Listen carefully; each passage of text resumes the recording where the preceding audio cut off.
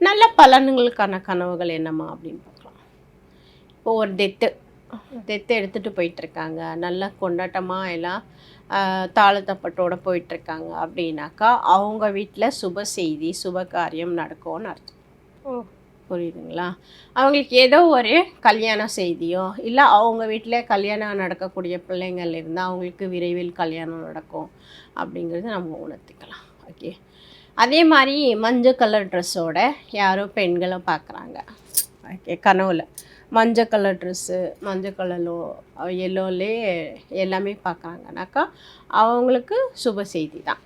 ஏதோ காசு கிடைக்கும், இல்லைன்னா இந்த மாதிரி கல்யாண விஷயங்கள் செய்திகள் கிடைக்கும், இல்லைனா வீர் யாருன்னா கொடுத்தனு போகிறாங்கன்னா செய்தி வைக்கலாம். புரியுதுங்களா? அந்த மாதிரி செய்திகள் கிடைக்கும். சரி, ஓகே, நம்மளுக்கு இது எல்லாமே சுப செய்திகளாக கிடைக்குது. ஒரு வித்தியாசமான கனவுகள் எப்படி சாமி மாதிரி இருக்கும், ஆனால் சாமியாக இருக்காது.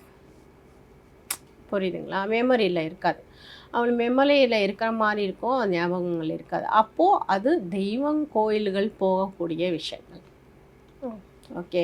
தெய்வ வழிபாட்டுக்காக அவங்கள அழிக்கிறாங்க, மூதாதையர்களோ இல்லை யாரோ அவங்கள குருமார்களோ அழிக்கிறாங்கன்னு அர்த்தம். ஓகேங்களா?